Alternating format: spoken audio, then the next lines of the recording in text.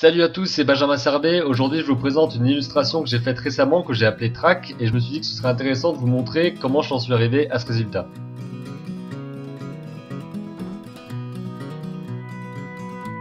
Alors pour commencer, il y a eu l'idée qui est venue un petit peu nulle part, parce que j'étais en train de faire des croquis sur mon carnet, et que j'en suis arrivé à faire ce personnage-là. Donc qui est un personnage qui m'a plu, surtout au niveau de la tignasse, hein. Enfin voilà quoi, j'aime bien les cheveux un petit peu comme ça. Et je me suis dit que ce serait un personnage intéressant. Au début, il avait l'air un petit peu mystérieux, peut-être un adulte qui était assez petit, mais finalement j'ai décidé d'en faire un enfant, parce qu'avec cette posture-là, je l'imaginais soit en train d'être un petit chef d'orchestre, soit en train justement d'être devant un micro, et de pas savoir trop quoi faire avant de passer sur scène et d'avoir vraiment un track monstre. Alors je vais vous montrer maintenant toutes les étapes de création, puisque j'ai enregistré tout ça pendant que je le réalisais sur Photoshop. Donc d'abord quelques petites précisions, je l'ai réalisé en 1h30, mais ici j'ai accéléré pour que ça fasse un peu moins de 9 minutes et que je vous explique étape par étape comment j'ai réalisé cette illustration. Donc c'est parti.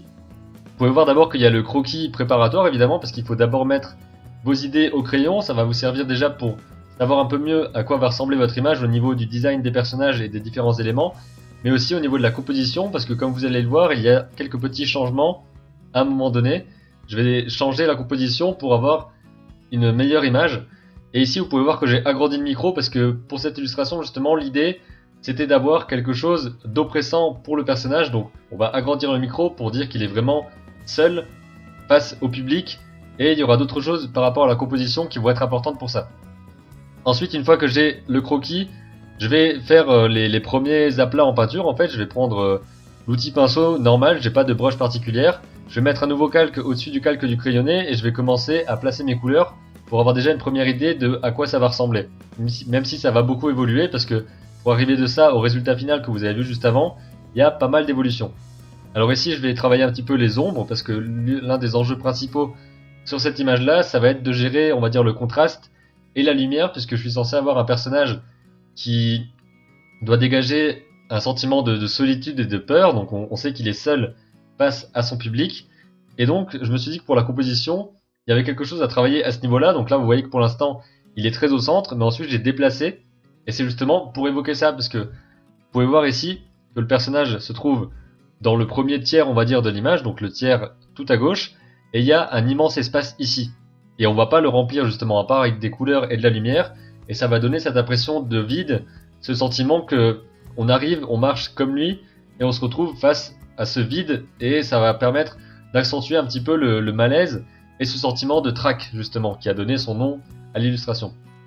Là vous voyez, pour l'arrière-plan, je pars un petit peu à la barbare, je mets beaucoup de couleurs avec beaucoup de coups de pinceau. Le but c'est qu'on voit les coups de pinceau, je veux pas d'une peinture qui soit vraiment trop clean ou quoi. Ici vous pouvez voir que j'ai coupé l'estrade, j'ai coupé la scène pour qu'il y ait vraiment une sorte de clivage ici, et qu'il y ait cet aspect de falaise et qu'on y voit le vide. Donc il y a plein de choses comme ça, et c'est toujours à vous rappeler que les formes c'est très important, et que les formes que vous mettez dans votre composition, elles ont du sens, et vous devez savoir comment les agencer correctement pour que votre message passe. Alors ici justement, je vais passer à la phase d'après, qui est la phase de peinture un petit peu plus complexe, ou en tout cas un petit peu plus détaillée. Donc je vais mettre plein de coups de pinceau sur mon image avec les différentes couleurs que je vais avoir. Vous voyez qu'ici justement j'essaie d'avoir un maximum de contraste. J'essaie déjà de placer des ombres au niveau des cheveux, donc avec ce orange assez vif, et ensuite quelque chose qui part plus vers le brun pour faire les ombres. Et c'était vraiment l'une des choses les plus importantes, c'était la gestion des ombres et des lumières, parce que je ne suis pas du tout habitué à faire de la peinture numérique, j'en fais une de temps en temps, mais il faudrait vraiment que je m'y mette un peu plus, déjà pour comprendre mieux les concepts et tous les principes, les méthodes qui me permettront de faire des images qui soient satisfaisantes, mais aussi pour mieux analyser mes propres images et savoir en faire des plus cohérentes et des plus construites qui permettent de mieux raconter mon histoire. Donc ici vous voyez que j'ai placé aussi sur le micro les différentes couleurs, et comme je sais que la lumière vient du côté droit de l'image, on va forcément avoir la lumière qui va se refléter sur les côtés droits de tous les objets et du personnage, et donc il va forcément avoir les ombres de l'autre côté. Donc à ce moment-là c'est quelque chose d'assez logique, c'est surtout en observant qu'on arrive à se rendre compte un petit peu mieux de comment on peut gérer la lumière dans nos images, même si c'est pas vraiment évident, et c'est en observant pas mal de choses, en observant des scènes réelles, et aussi en observant un petit peu le travail d'autres illustrateurs et d'autres artistes, notamment celui de Pascal Campion dont j'ai déjà parlé dans une autre vidéo, et qui est vraiment une super inspiration, une super référence par rapport à l'utilisation de la lumière, à l'utilisation simple de couleurs et de contraste entre plusieurs couleurs pour donner cet effet lumineux assez incroyable sur ces images. Je vous invite vraiment à aller voir ce qu'il fait. Vous voyez qu'ici j'essaye d'avoir un effet lumineux vraiment abouti et qui soit vraiment un flash qui soit en pleine lumière et que tout le reste soit à l'ombre. Donc je vais mettre encore une teinte différente sur les cheveux. Donc il y aura pas seulement une teinte un petit peu brune puis un orange vif, il y aura aussi un jaune vif sur le devant des mèches pour vraiment avoir cet aspect de lumière. Donc pareil, je vais retravailler les vêtements, je vais retravailler le micro. Tout ça, ça se fait vraiment petit à petit. Et c'est pour ça que ce genre d'image peut mettre 1 heure et demie, 2 heures à faire, parce que même si au final j'ai pas un rendu très clean, ça reste quand même assez brouillon avec des coups de peinture qui restent assez, comment dire, assez brut et expressif. J'ai pas cherché à tout cleaner parce que c'est vraiment pas le but ici. Là vous voyez que j'ai rajouté aussi l'ombre, enfin vous voyez il y a 2 secondes que j'ai rajouté l'ombre sur l'estrade, donc l'ombre du personnage qui est très importante aussi pour donner cette ambiance lumineuse, puisque l'ombre qui s'allonge derrière lui, ça peut avoir aussi une signification, ou en tout cas ça montre vraiment cette lumière immense, et ça accentue encore plus le malaise je trouve, parce que son ombre est immense alors que lui est tout petit, et il est aussi tout petit face au micro qui est vraiment trop large pour lui.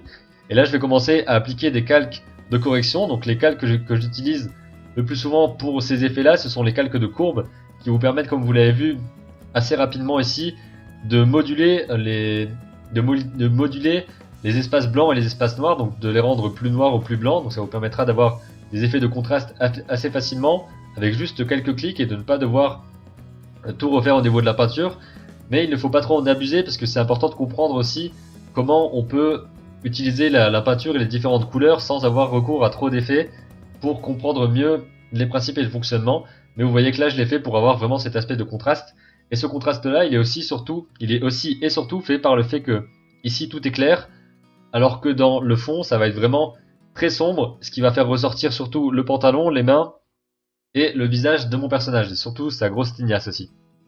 Là vous voyez je commence aussi à travailler encore plus sur les ombres parce que c'était vraiment ça l'objectif là, et je vais mettre différentes teintes sur le fond pour aller du plus sombre au plus éclairé, mais tout en restant toujours assez sombre et dans un ton noir brun très foncé. Donc là encore une fois une couche d'ombre sur les cheveux pour avoir encore plus de contraste entre la partie arrière de la coiffure et la partie avant. Donc je fais une vidéo sur les coiffeurs quoi, c'est pas si drôle que ça en fait. Bon, on va passer à autre chose.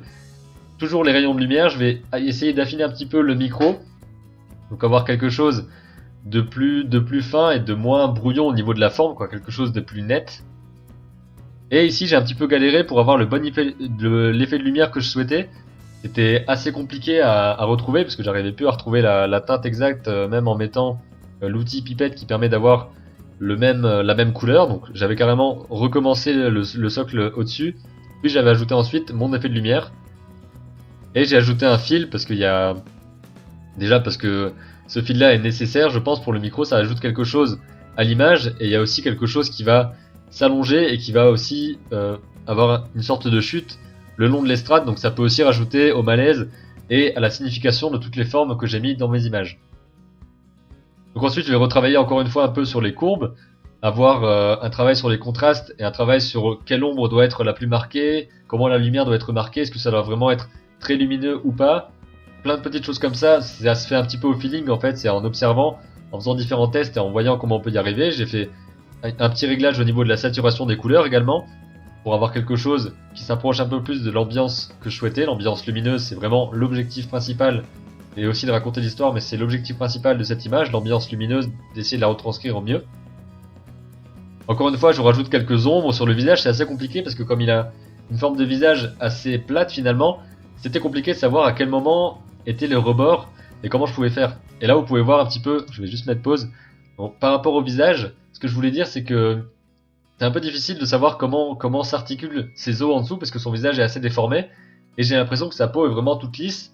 Alors c'était compliqué de me dire si je mets une ombre par exemple au niveau du dessous des yeux ou quoi que ce soit, ça pourra peut-être rendre trop réaliste entre guillemets et rendre un petit côté vachement étrange.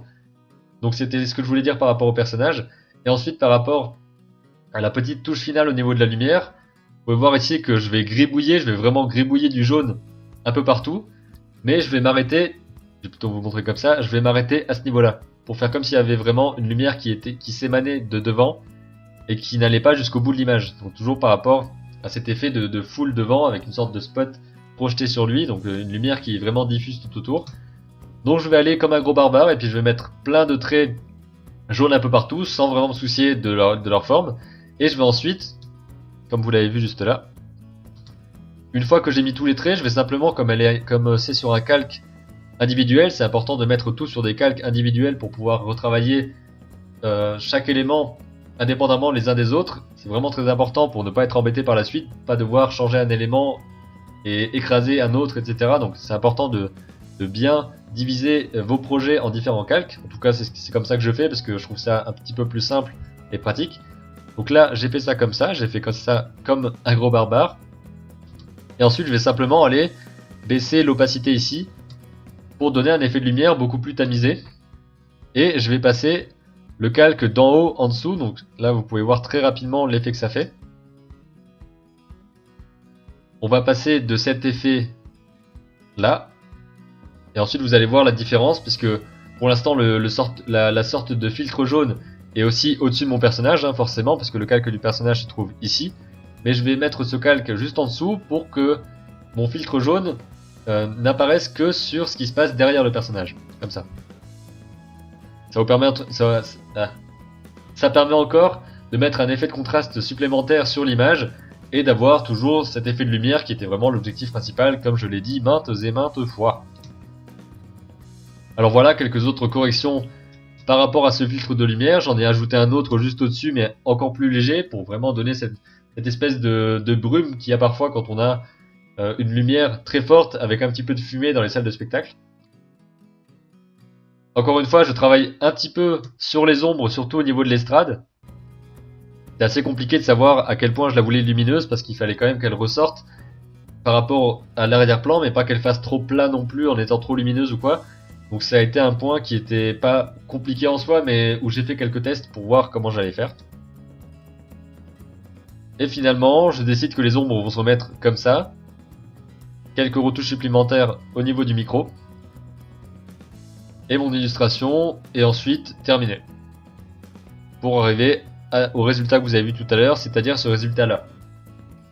Alors j'espère que cette vidéo vous a plu, n'hésitez pas à me demander si vous avez quelques questions sur des choses qui sont allées un petit peu vite. J'ai essayé de faire une vidéo assez courte pour ne pas vous mettre une vidéo de 1 demi-heure où j'explique en détail exactement comment je fais, etc. Si ça vous intéresse, n'hésitez pas à me le dire, je pourrais peut-être faire des choses du genre. Alors je vous invite à me dire dans les commentaires tout ce que vous avez pensé de cette vidéo, si ça vous a aidé, s'il y a des choses que vous voudriez revoir un petit peu. Et aussi, je vous invite à mettre un like juste en dessous et à la partager si vous pensez qu'elle peut aider d'autres personnes. J'ai essayé d'être le plus concis possible et le plus clair possible. Il y en a certains qui m'ont dit que j'arrivais plus ou moins à être assez clair dans mes vidéos. J'espère que c'est toujours le cas. Si c'est pas le cas, dites-le moi et j'essaierai de faire des correctifs pour être beaucoup plus clair et concis. J'avais réalisé également un petit timelapse sur la chaîne qui est sorti mercredi dernier, donc il y a 2 jours par rapport au moment où sort cette vidéo. Donc je vous ai mis un petit lien dans les fiches YouTube et aussi dans la description pour que vous alliez le voir si vous avez envie, puisque c'est une vidéo de 4 minutes où vous voyez le dessin qui se fait petit à petit, donc il n'y a pas les explications par au-dessus, mais ça vous permettra de voir l'évolution du dessin assez rapidement et vous demandez aussi quelles sont les étapes, etc. Ça peut peut-être vous être utile et vous intéresser également. Je vous dis à très bientôt pour de nouvelles vidéos et d'ici là n'oubliez pas, créez vos images et racontez vos histoires. Donc vous voyez, c'est un dessin vraiment très rudimentaire, mais le but c'est pas de faire un beau dessin, c'est simplement de définir la pose au mieux et de faire en sorte qu'elle soit compréhensible.